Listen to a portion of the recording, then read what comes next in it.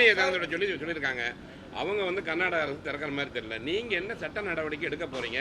அது குறித்து இன்னும் ஒரு சில நாட்கள்ல அதுக்கான அறிவிப்பு வரும். இல்ல ஒவ்வொரு முறையுமே அவங்க அதான் பண்றாங்க.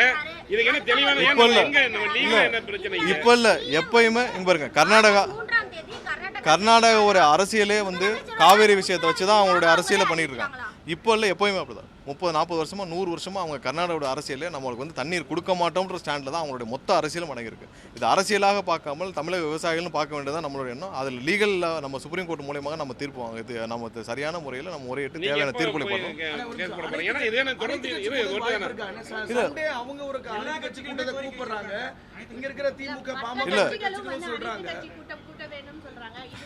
இல்லை எல்லாருக்கும் ஒரே நிமிஷம், நீங்கள் நிறைய கொஸ்டின் ஒரே மாதிரி கேட்குறீங்க. ஒரே நிமிஷம்.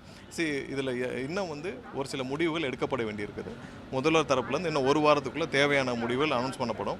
இதில் என்னென்ன ஆப்ஷன் இருக்குன்னு நீங்கள் எல்லாம் புரிஞ்சுக்கணும். ஒன்று நம்ம சுப்ரீம் கோர்ட் மூலியமாக, அடுத்து நம்ம வந்து ட்ரிபுனலில் நம்ம கொண்டு வரது மூலியமாக ஒரு அடுத்த ஆப்ஷன், இன்னொன்று இன்டர்ஸ்டேட்டில் நம்ம எப்படி பேசி வாங்குறோம். இது 3 ஆப்ஷன். அடுத்ததாக என்ன செய்யணும், அடுத்து அது இல்லாமல் ஒன்றிய அரசுக்கு அழுத்தம் கொடுக்குறது. இது 4 தான் நமக்கு இருக்கிற ஆப்ஷன். இதில் என்ன செய்யணுமோ கண்டிப்பாக முதல்வர்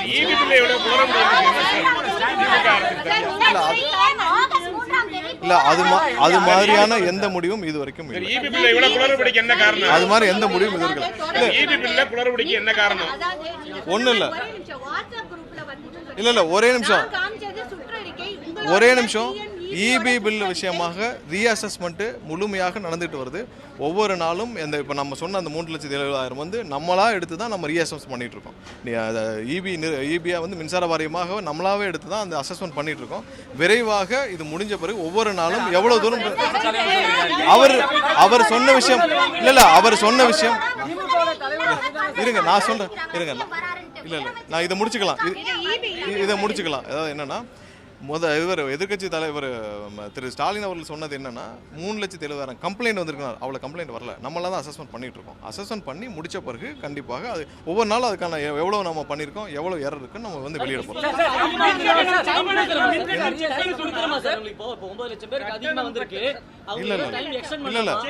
இல்ல அது டெய்லி அதெல்லாம் கிடையாது. எல்லா இடத்துலையும் இல்ல நீங்க யாரோ அதெல்லாம் நீங்க கம்ப்ளைண்ட் கொடுங்க, அதெல்லாம் கண்டிப்பா எடுத்துக்கணும். அந்த மாதிரி எந்த எக்ஸ்டென்ஷனும் கிடையாது. அந்த மாதிரி அதை தான் குழப்பற விஷயமாக தான் திரு ஸ்டாலின் அவர்கள் கொடுத்திருக்காரு. அது இந்த மாதிரி எந்த எக்ஸ்டென்ஷனும்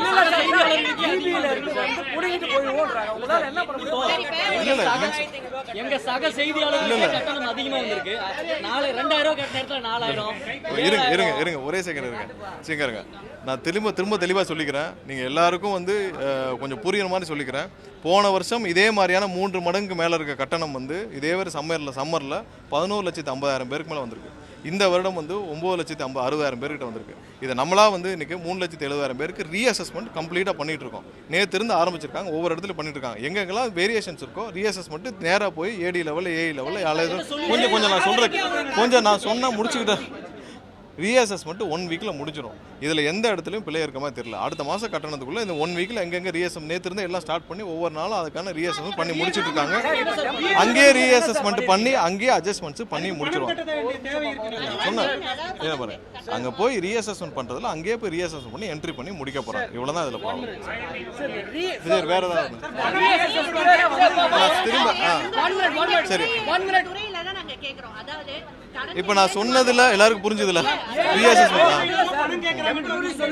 சரி ஓகே.